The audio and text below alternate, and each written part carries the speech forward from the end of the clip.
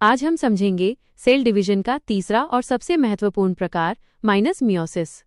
सबसे पहले समझते हैं कि मियोसिस क्या है। मियोसिस एक विशेष प्रकार का सेल डिवीजन है जो केवल जनन कोशिकाओं अर्थात जर्म सेल्स में होता है। इसमें एक डिप्लॉइड कोशिका यानी 2n विभाजित होकर 4 हैप्लॉइड कोशिकाएं यानी n बनाती है। क्योंकि इसमें क्रोमोसोम संख्या आधी हो जाती है, इसलिए इसे रिडक्शन डिवीजन भी कहा जाता है। अब समझते हैं इसके चरण। मियोसिस 2 भागों में पूरा होता है, मियोसिस -1 और मियोसिस 2।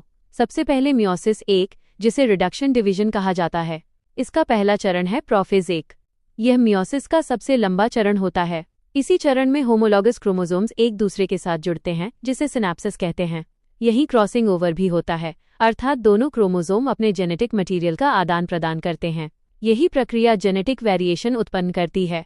इसके बाद मेटाफेज -1 आता है, जहां होमोलॉगस क्रोमोसोम्स कोशिका के मध्य भाग अर्थात इक्वेटर पर व्यवस्थित हो जाते हैं। फिर एनाफेज -1 में होमोलॉगस क्रोमोसोम्स अलग हो जाते हैं और क्रोमोसोम संख्या आधी हो जाती है। इसके बाद टेलोफेज -1 में 2 हैप्लॉइड कोशिकाएं बन जाती हैं। अब शुरू होता है मियोसिस 2, जिसे इक्वेशनल डिवीजन कहा जाता है, क्योंकि इसमें क्रोमोसोम संख्या नहीं बदलती। प्रोफेज -2 में स्पिंडल फाइबर्स दोबारा बनते हैं। मेटाफेज -2 में क्रोमोसोम फिर से इक्वेटर पर व्यवस्थित होते हैं। एनाफेज -2 में सिस्टर क्रोमैटिड्स एक दूसरे से अलग हो जाते हैं। अंत में टेलोफेज 2 में 4 आनुवंशिक रूप से अलग अलग हैप्लॉइड कोशिकाएं बनती हैं। अब जानते हैं मियोसिस का महत्व।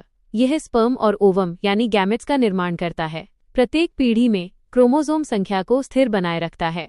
क्रॉसिंग ओवर के कारण जेनेटिक वेरिएशन उत्पन्न होता है, जिससे अनुकूलन, विकास अर्थात एवोल्यूशन और जैव विविधता संभव होती है।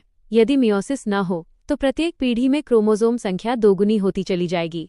अब माइटोसिस और मियोसिस का सबसे आसान अंतर याद रखिए। माइटोसिस में एक बार विभाजन होकर 2 समान कोशिकाएं बनती हैं और ये वृद्धि तथा ऊतक मरम्मत के लिए होता है, जबकि मियोसिस में 2 बार विभाजन होकर 4 अलग अलग हैप्लॉइड कोशिकाएं बनती हैं और इसका कार्य गैमेट निर्माण है। क्रॉसिंग ओवर केवल मियोसिस के प्रोफेज -1 में होता है, माइटोसिस में नहीं। परीक्षा के लिए कुछ महत्वपूर्ण तथ्य याद रखें।